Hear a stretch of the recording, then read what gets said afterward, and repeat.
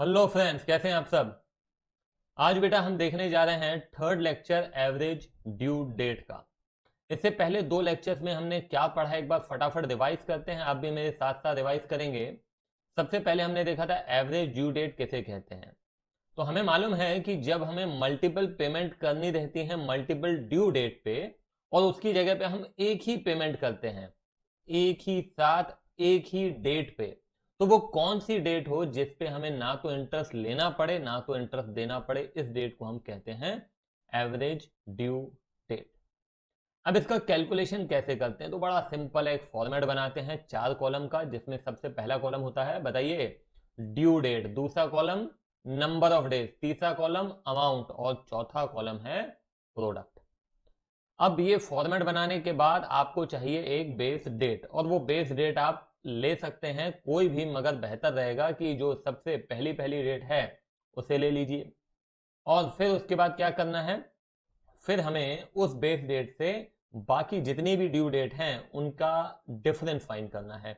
वो आप number of days में लिखते जाएंगे, और अमाउंट कॉलम में ऑब्वियस सी बात है अमाउंट लिखेंगे, और प्रोडक्ट कॉलम में अमाउंट और नंबर ऑफ डेज का मल्टीप्लीकेशन, प्रोडक्ट। ठीक है। फिर हमको प्रोडक्ट वाले कॉलम का टोटल करना है और अमाउंट वाले कॉलम का भी टोटल करना है। फिर हमारा फॉर्मूला हो जाएगा क्या, base date plus total of product upon total amount. ठीक है। यहां पे एक बात ध्यान रखनी है, हम आमतौर पे गलती करते हैं कहां, नंबर ऑफ डेज के कैलकुलेशन में। बेटा वो गलती आपने नहीं करनी है। ठीक है।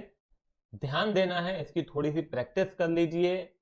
कई बार हम या तो जिस दिन से स्टार्ट कर रहे हैं उसको भी इंक्लूड कर देते हैं, और जिस दिन तक जा रहे हैं उसको भी इंक्लूड कर देते हैं।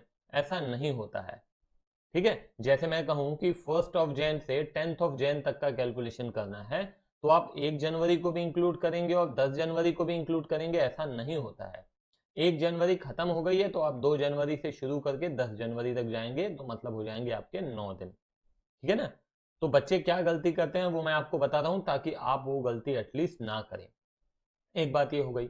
दूसरी बात क्या हो जाती है कि जब हम total of product upon total amount करते हैं, तो मान लीजिए कि 31.1 डेज आते हैं, तो बच्चे उसको 31 डेज ही लिख लेते हैं, क्योंकि हमने राउंड ऑफ करना ऐसे ही सीखा है। मगर जब डेज की कैलकुलेशन की बात आ रही है तो वहां पे 31.1 को आप 32 ही लेंगे। ठीक है। इस बात का आपको ध्यान रखना है, नहीं तो आप एग्जाम में गलत करके आएंगे। ठीक है। अब उसके बाद क्वेश्चन एग्जाम में पूछा जा सकता है कि आपको दो डेट दे दी जाएंगी, एक डेट आपकी ड्यू डेट से पहले की रहेगी, एक ड्यू डेट के बाद की रहेगी, और आपसे पूछा जाएगा कि यदि इस तारीख को पेमेंट की जाती है तो कितना पैसा देना पड़ेगा। तो बस आपको क्या करना है, उस ड्यू डेट से और जिस तारीख को हम पैसे दे रहे हैं अगेन इसका डिफरेंस फाइंड करना पड़ेगा, और यदि पहले पेमेंट हो रही है तो उतने का डिस्काउंट लेस करके पेमेंट करना है, और यदि उसके बाद पेमेंट हो रही है तो उतना अमाउंट ऐड करने के बाद करना पड़ेगा। ठीक है। इंटरेस्ट का कैलकुलेशन करने के दौरान ध्यान रहे, आमतौर पे आप देखेंगे कि डेज में आता है, 62 डेज, 65 डेज, 43 डेज। तो जो 43 डेज का कैसे करना है, डिवाइडेड बाय 365 करना पड़ेगा, क्योंकि साल में 365 दिन होते हैं। ठीक है। उसके बाद हमने एक चीज जो देखी थी वो है लीप ईयर। तो 2012, 16, है ना, 20, 24, ये सब क्या है, लीप ईयर है। और यदि हम मान लीजिए एग्जाम के अंदर दिया हुआ है कि 2020 है, तो आप वहां पे नीचे आप फुटनोट में डाल दीजिए कि 2020 लीप ईयर है, अगर वहां पे फैब का कैलकुलेशन क्वेश्चन के अंदर आ रहा है। नहीं तो क्वेश्चन में आमतौर पे आपको दे दिया जाता है कि ये लीप ईयर है या ये लीप ईयर नहीं है। अगर 2020 देंगे तो बोलेंगे कि ये लीप ईयर नहीं है, वो अगर उनको बताना होगा तो, अन्यथा बाकी आपको दिमाग लगाने की जरूरत नहीं है।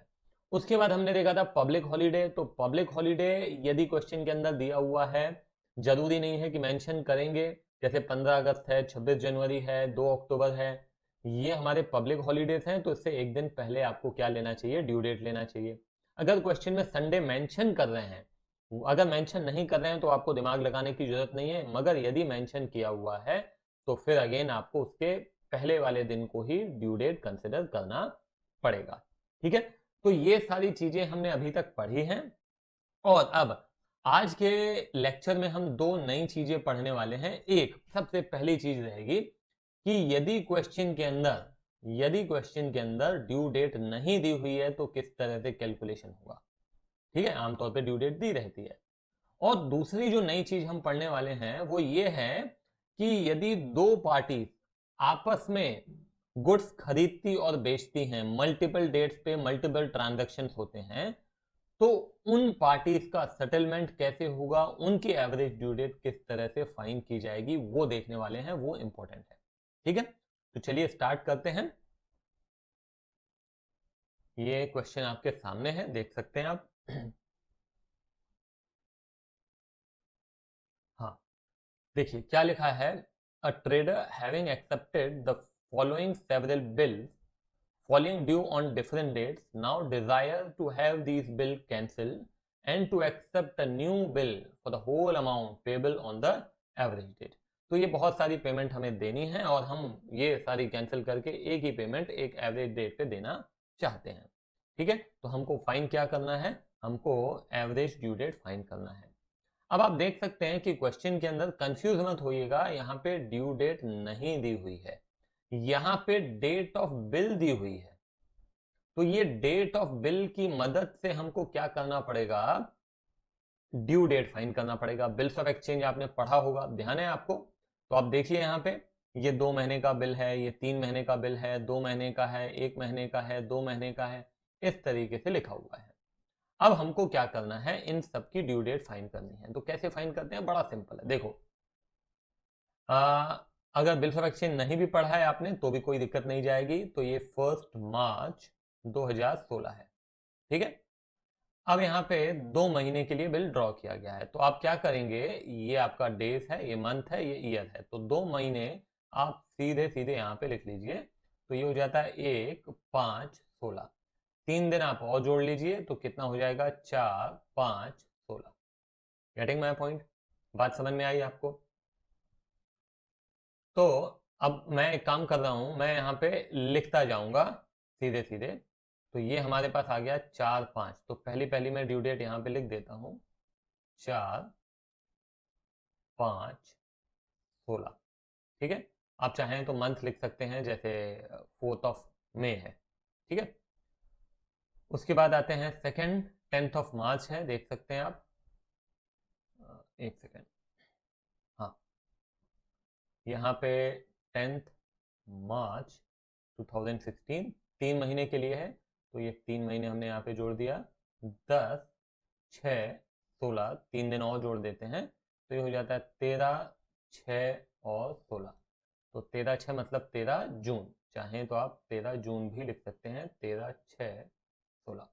ठीक है, अब आते हैं 5 अप्रैल। तो 5, 4, 16, 2 महीने, तो 2 महीने यहाँ पे मैं जोड़ देता हूँ। तो 5, 6, 16 और ये 3 दिन और जोड़ दिए, 8, 6, 16। ठीक है, तो यहाँ पे 8, 6, 16। उसके बाद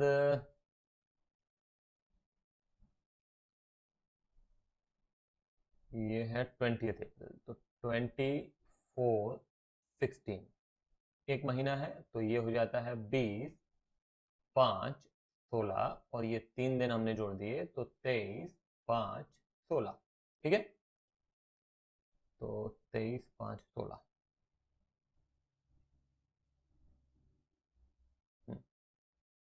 फिर आखिरी है, यहाँ पे लिख देता हूँ मैं, 11, 5, 16, 2 महीने के लिए है। तो ये हो जाएगा 11, 7, 16, 3 दिन, 3 दिन डेज ऑफ ग्रेस के हैं, ध्यान रखिएगा, है ना। तो 14, 7, 16।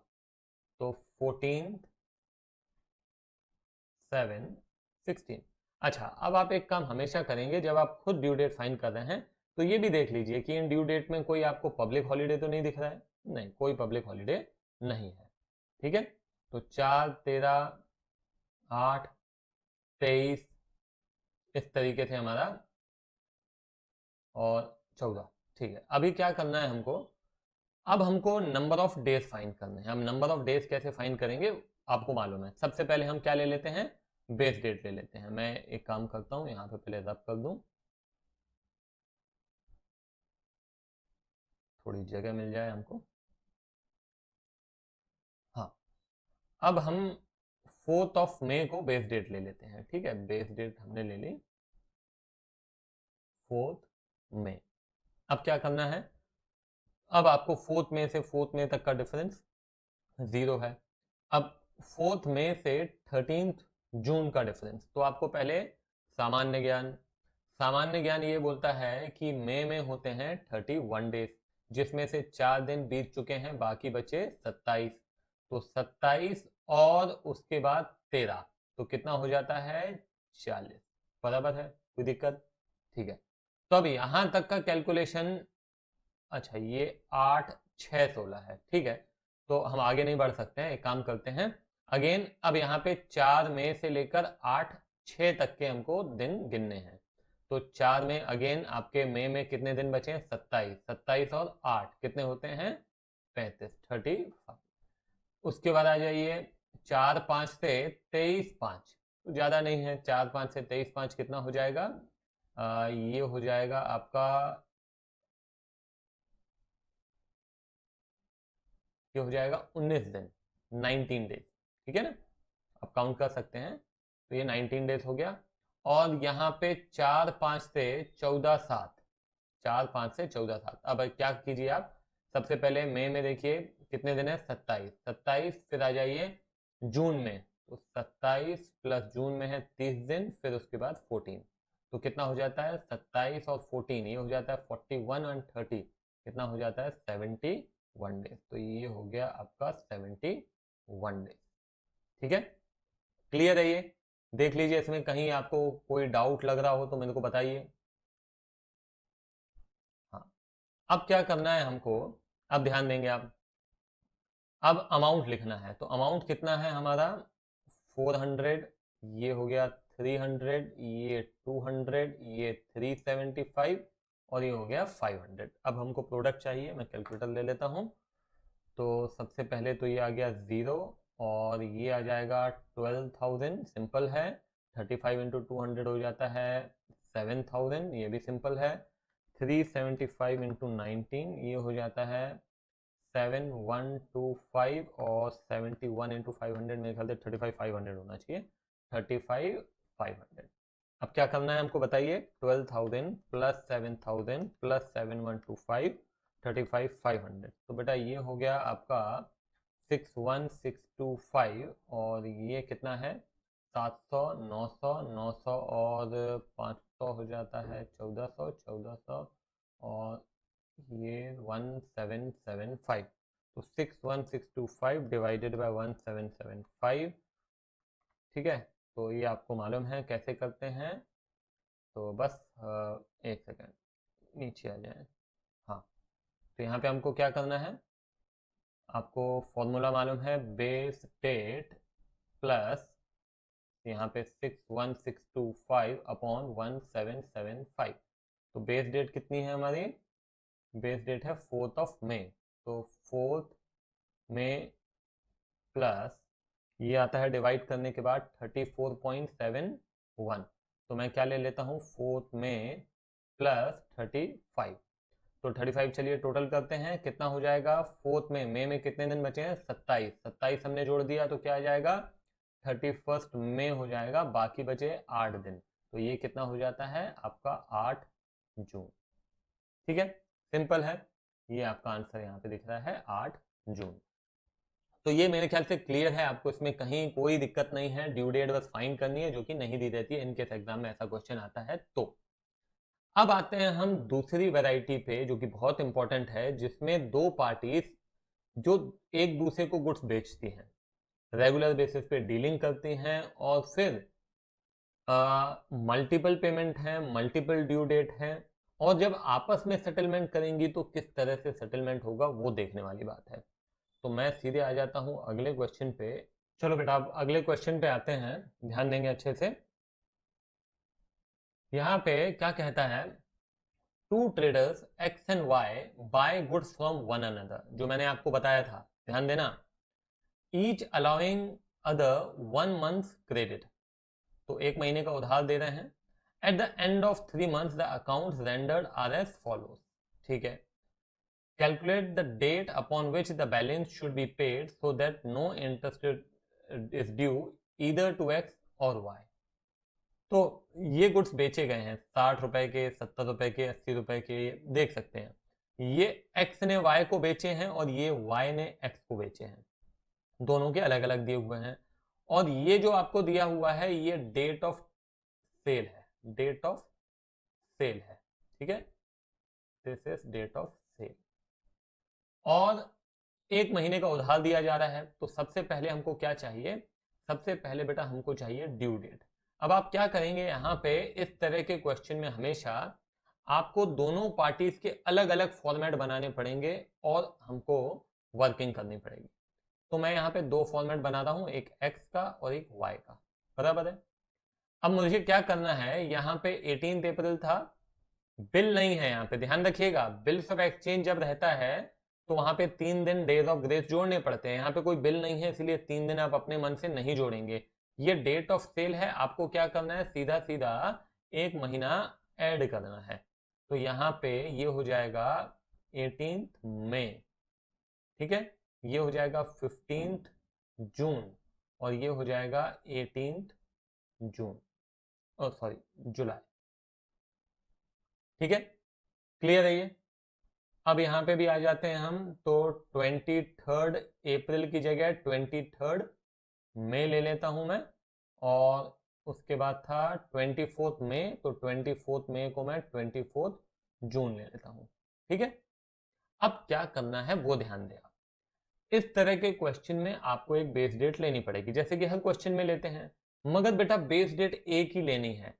x के लिए अलग बेस डेट, y के लिए अलग बेस डेट, ऐसा नहीं करना है, नहीं करना है, नहीं करना है, एक ही बेस डेट ले लेंगे। तो हम यहाँ पे सबसे पुरानी, सबसे पहली डेट दिख रही है मेरे को 18 मई, तो क्या मैं 18 मई को बेस डेट ले लूं? हाँ सर बिल्कुल ले लीजिए। अब बस यहाँ पे क्या करना है, आपको नंबर ऑफ डेज का कैलकुलेशन करते आना चाहिए, जो कि आपको बहुत अच्छे से आता है, ठीक है। तो चलिए हम फटाफट देखते हैं। यहाँ पे सबसे पहले 18 मई से लेकर और 18 मई तक कितने दिन होते हैं, 0। 18 मई से लेकर 15 जून तक कितने दिन होते हैं, तो मई में होते हैं आपके 31 डेज, 13 और 15, तो कितना हो जाता है 28। फिर उसके बाद आइए 18 मई से लेकर 18, सॉरी कितना है ये 17 है, 18 नहीं है, हाँ, तो 18 मई से 17 जुलाई, तो 18 मई से 17 जुलाई कितने दिन होते हैं, 13 आपके मई हो गया, और उसके बाद जून में हो गए 30 दिन, और जुलाई में हो गए 17, तो कितना हो जाता है 60, बराबर है ये, कोई दिक्कत?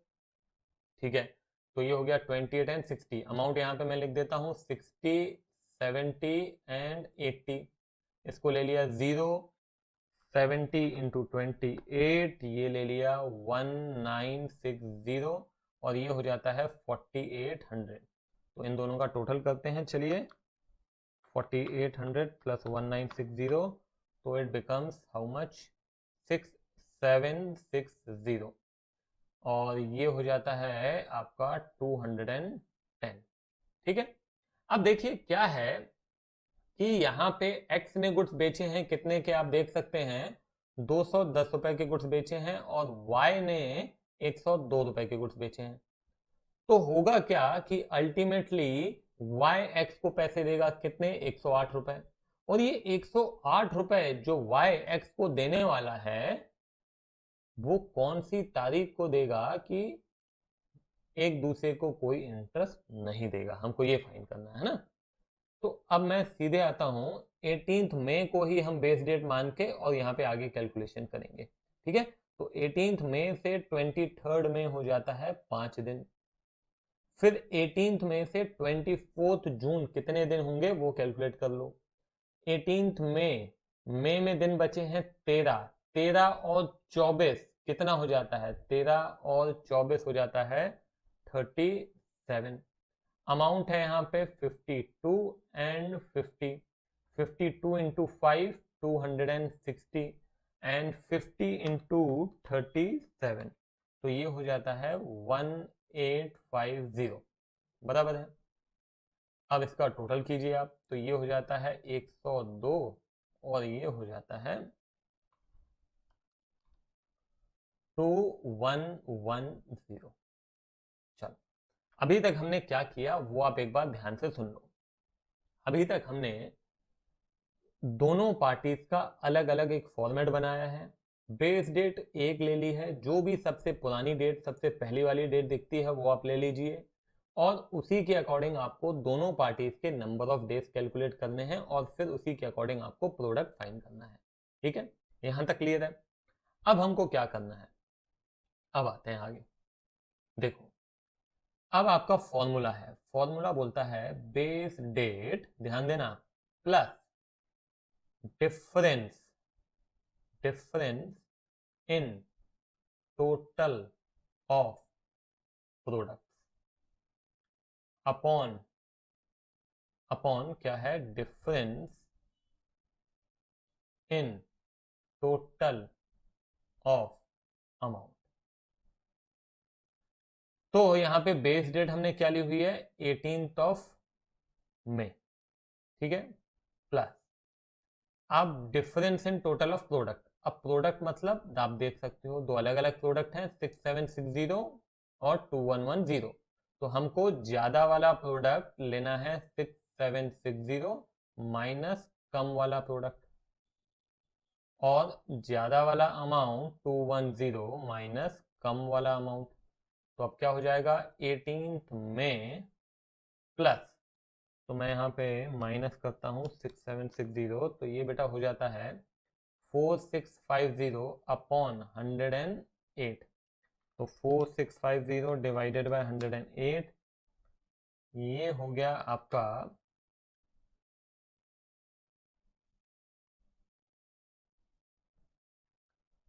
हाँ, अब ये हो जाता है आपका 43.055। बेटा अब 055 है वो नेग्लिजिबल है, तो इसीलिए बेटर रहेगा कि हम इसको 43 ही ले लें। हाँ, 43.12 कुछ ऐसा होता तो हम उसको 44 ले सकते थे, मगर 43.055 है तो it is better to take it 43। तो मैं यहां ले लेता हूं 18th में प्लस 43 डेज। तो 18th में अब कितने दिन बचे हैं मई में, 13, तो यहाँ पे 13 मैंने ले लिया, 31 में प्लस 30 दिन और जोड़ दीजिए, तो क्या हो जाएगा, 30 डेज जोड़ देते हैं तो ये हो जाएगा 30th जून। ठीक है, क्लियर है। तो 30th जून है हमारी एवरेज ड्यू डेट। आई बात समझ में। तो क्या देखा हमने आज की क्लास में, ध्यान दें, हमने सबसे पहले चीज जो देखी वो थी, यदि क्वेश्चन में ड्यू डेट नहीं दी हुई है तो कैसे फाइंड करेंगे। बिल्स ऑफ एक्सचेंज है तो आप जितने समय का बिल बना हुआ है प्लस डेज ऑफ ग्रेस जोड़ेंगे, आ जाएगा। और यदि क्रेडिट है, बिल नहीं है, तो वहां पे डेज ऑफ ग्रेस हमको नहीं जोड़ना है। और जब दो पार्टीज एक दूसरे के साथ डीलिंग कर रही हैं तो वहां पे दो फॉर्मेट्स बनेंगे और फॉर्मेट आइडेंटिकल रहेंगे जैसे हमने अभी तक बनाए हैं। और आगे फॉर्मूला चेंज हो जाता है। फॉर्मूला क्या हो जाता है, base date plus difference in क्या, total of products upon difference in total of amount. ठीक है, सिंपल है, कोई दिक्कत नहीं है।